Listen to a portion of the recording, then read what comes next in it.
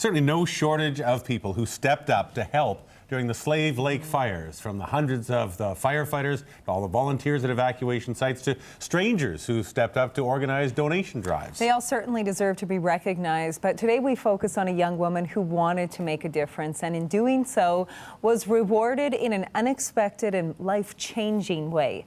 Susan Emerogin has her story. You're looking at Slave Lake's town hall burning to the ground. It's May 15th, 2011, and Angie McConnell is unaware the town she knew as a child is on fire. She lives and works in Camrose. And I get home from work and Slave Lake has been evacuated, and it was just awful, knowing that people I knew were going through that. Like thousands of others, Angie was desperately trying to get information. She and a friend quickly created a Facebook page. The group, when we started it, went from 0 people joined to 7,000 in a night.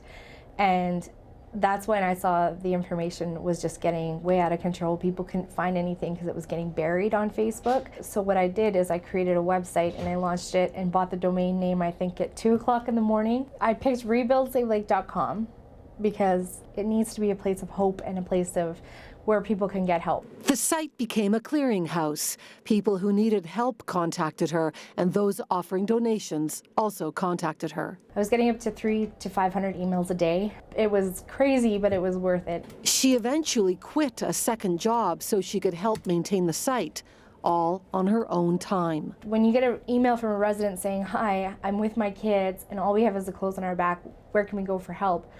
Of course you have to, you just have to. You have to do something. I would hope that if I was in that situation, I would have a place to turn to as well. As it turns out, Angie would need help herself. In September, I got laid off from my job.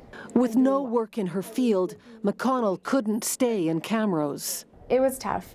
McConnell moved to Edmonton to start over. I got an email from Dean saying, "Chin up, it's going to be okay." Dean Human owns Focus Communications. He had met McConnell through the Rebuild Slave Lake website. Afterward, they stayed in touch. And I said, "We don't have any jobs at Focus Communications, but I get a lot past my desk every single day in the communications world." Dean pledged to pass along job postings. So happens a couple weeks ago, he sent me one about from the Edmonton Humane Society. Before applying, Angie went to the Society's website. When I started researching, I went, "Oh my goodness, he's the board chair." We don't have any control as board members as who gets hired, but we do have the ability to share the information with everybody. I applied and I gave it my all, and I came in for an interview and I got the job. McConnell marvels she now works at one of the places who had a pivotal role following the fire. The Society sent a team to rescue animals lost or left behind. They did that during Slave Lake, and I did my website during Slave Lake, and now we're working together. It's amazing. The learning from this is take a moment and ask the question, how did this person get into this? Angie answers, she just did what she'd been taught. Kindness, it comes back to you. You don't think about it. What goes around does come around. Susan Emerogin, CTV News.